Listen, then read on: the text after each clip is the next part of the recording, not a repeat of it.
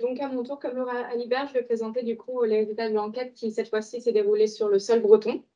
Donc, elle a été réalisée dans le cadre de l'association Airfaf Bretagne, en partenariat avec 5 organisations de producteurs, donc Eureden, Evelop, Armor, Poreya et Ciproport. Donc, c'était une enquête en ligne qui a été envoyée du coup via des mails ou des newsletters auprès des éleveurs papeurs. Donc, en termes de réponse, on est à 85 élevages qui ont répondu à l'enquête. On a une forte représentativité du Finistère, puis vient ensuite les Côtes d'Armor, le Morbihan et enfin les Îles. Donc, rapidement, on avait une majorité de naisseurs-engraisseurs, 87%, avec 333 truies en moyenne. Et du coup, la SAU moyenne de ces exploitations était de 123 hectares. Donc, de la même façon que dans l'enquête de Laurent Alibert, on a distingué 2 types de FAF pour cette enquête. Donc, les FAF avec achat de complémentaires et les FAF avec achat de tourteaux et aliments et le complémentaire minéral.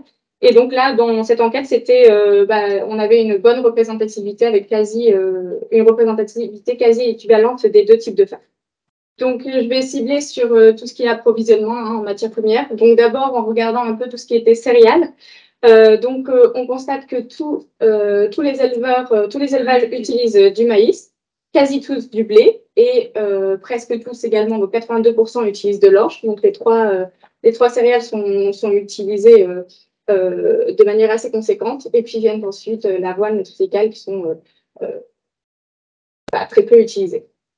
Quand on regarde en termes de production de ces céréales, on se rend compte que une grosse partie est auto-consommée par les éleveurs, donc produit et consommé.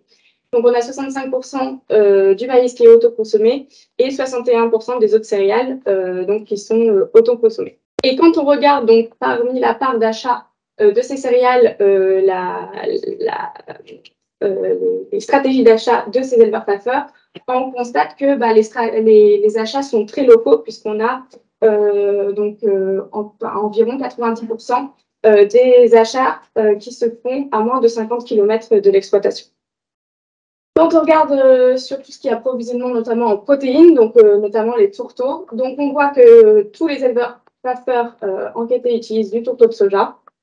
Puis vient ensuite le tourteau de tournesol pour 68% des élevages et le tourteau de colza pour 38% des élevages. À noter qu'en 2016, lors d'une précédente enquête, c'était l'inverse. Le tourteau de colza était davantage utilisé que le tourteau de tournesol. Donc, on a eu une évolution entre 2016 et donc au moment de l'enquête qui s'est déroulée entre 2020 et 2021. Donc, une inversion de l'utilisation des tourteaux et notamment le tourteau de tournesol iPro. En termes d'utilisation des différents tourteaux de soja, donc on voit qu'il y a moins d'un tiers des éleveurs qui n'utilisent qu'un seul tourteau, donc le tourteau de soja. Et sinon, on a plus des 2 tiers qui utilisent au moins un tourteau secondaire dans leur formule. Donc, principalement soja plus tournesol. Et donc, on a 11 éleveurs sur 34 qui ont la possibilité d'utiliser les 3 tourteaux dans leur formule. En ce qui concerne les protéagineux, alors ils sont très peu utilisés dans les FAF en Bretagne, donc avec seulement 8% des élevages qui utilisent la févrole et 3% pour le poids.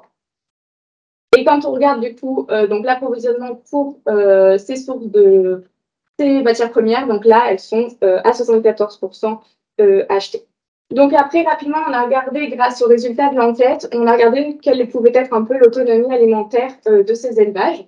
Donc, on a fait des hypothèses de rations, parce qu'on n'avait pas les rations via l'enquête. Donc, on a fait des hypothèses de rations, d'aliments pour les différents stades. Et en fonction des résultats de l'enquête, notamment en termes de quantité achetée, en termes de matières premières, on a pu estimer une autonomie alimentaire. Et donc, donc là, on se rend compte que l'autonomie alimentaire moyenne de ces élevages enquêtés était de 49%.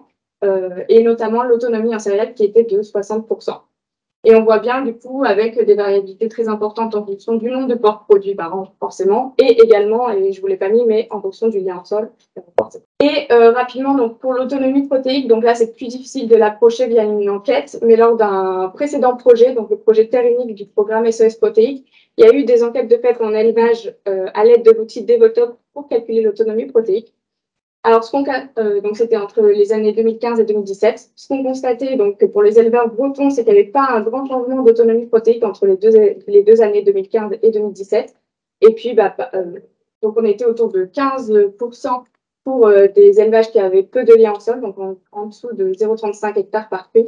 Et on avait une autonomie protéique de 25% pour ceux qui avaient davantage de liens au sol. Et dans ce précédent projet, donc la provenance de la protéine était de 59% locale.